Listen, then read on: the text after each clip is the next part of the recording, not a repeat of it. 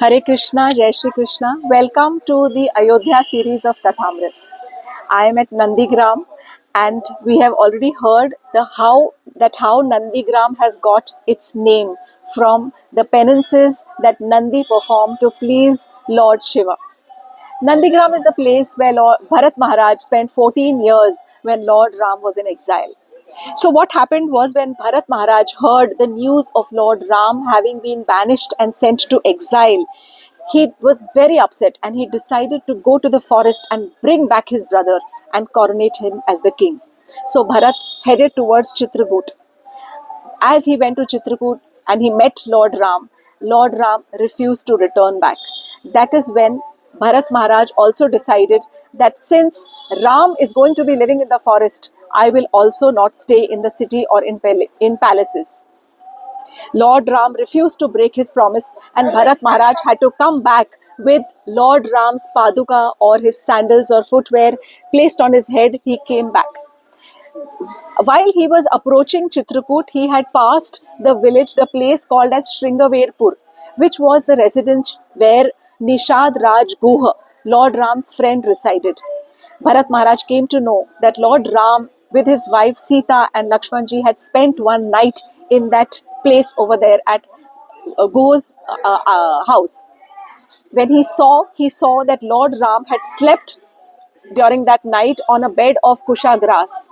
That was the place where Lord Ram had actually shed his royal robes or his clothes, and he had he had put on the barks of trees, the Valkal Vastra, to cover his body. That was also the place, Shringaverpur, where exactly Bharat realized this was the place where Lord Ram had actually collected the sap or the latex from the trees, applied it on his hair to mat the hair into locks. Bharat was very, very dejected. So after he came back, Nandigram is approximately 20 kilometers on the outskirts of Ayodhya. So when Bharat Maharaj reached here with the footwear, here he resolved and he took a vow that just like Lord Ram, I will never ever enter the city till my brother enters the city. I will also mat my hair and keep them matted until Lord Ram is here.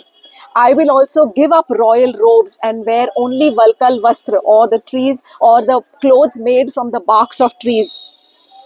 So this is exactly where Bharat Maharaj stayed, in the place called Nandigram. Thus he decided not to enter the city of Ayodhya and stayed on the outskirts, practicing austerity and worshipping the padukas, foot sandals of Lord Ram that he had brought along with him from Chitrakoot. There is a temple over here which is said that this is exactly the place, the Charan Paduka Mandir, where Bharat Maharaj installed the Charan Paduka on a higher throne. And from here, he actually ruled Ayodhya not as a king, but just as an administrator. It is under his rule that actually Ayodhya really flourished as a kingdom. He stayed here till Lord Ram returned from Ayodhya. There are several temples over here. There is one more temple, which is the Bharat Hanuman Milan temple. I will be sharing a couple of pictures maybe on Instagram, or if I'm able to, on YouTube also. The Bharat Hanuman Milan temple is a place where Bharat Maharaj and Hanumanji met on two occasions. Beautiful stories. The first time when they met is, let me tell you the story. So during the war that was happening at Lanka between Ravan and Lord Ram, Lakshmanji was hit by Meghnad. Meghnad was the son of Ravan. Lakshmanji was hit by Meghnad's Shakti Ban and he became unconscious. At that time, Sushen Vaidya was called for, and he said that to revive Lakshman, we require a Sanjeevani herb which has to be got from the Himalayas. Hanumanji was sent on this errand, and when Hanumanji reached the Himalayas, he could not locate the herb from amongst many herbs which were there on that particular mountain. So he picked up the entire mountain and he was flying back to Lanka. As he was flying back towards Lanka, he flew over the city of Ayodhya. City of Ayodhya was glorious and, as I said, flourishing under the rule of Bharat Maharaj. So just to have a little view of Ayodhya, Hanumanji flew a little lower to glance over the beauty and the charm of Ayodhya.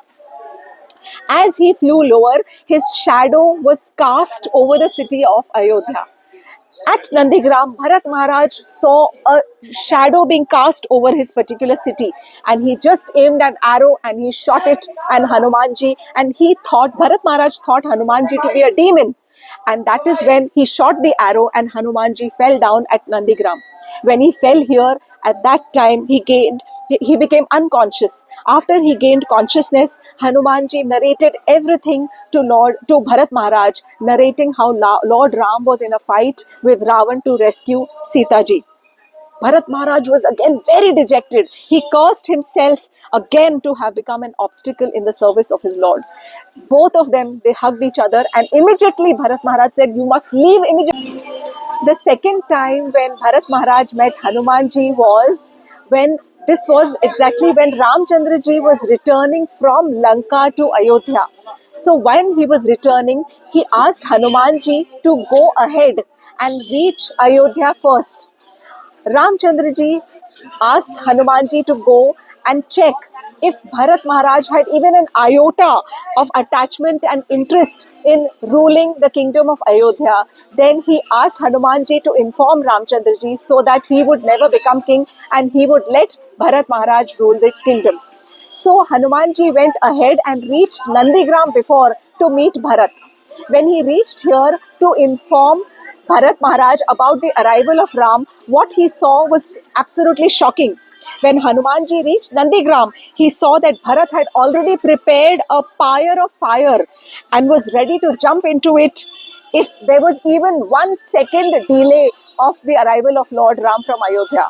Hanumanji was shocked, and it was then when Hanumanji immediately started narrating the Ramayana and stopped Bharat and informed him that Lord Ram was on his way and he was reaching Ayodhya. He would come to Nandigram to meet Bharat in his Pushpak Viman. He would be reaching here anytime. Bharat Maharaj was elated. So here there is another temple of, this was the time when actually Bharat Maharaj met Hanumanji for the second time. Ramchandra ji reached here, and Ramchandra ji and Bharat, they embraced each other and they hugged each other, and there is a temple of Ram Bharat Milap Mandir also over here in this particular complex.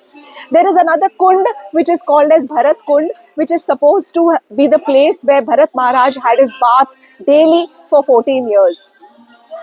There is a Bharat Koop also. Bharat Koop is a well which contains the waters of 27 holy rivers which were brought to Nandigram by Bharat from Chitrakoot, and they were stored in a well.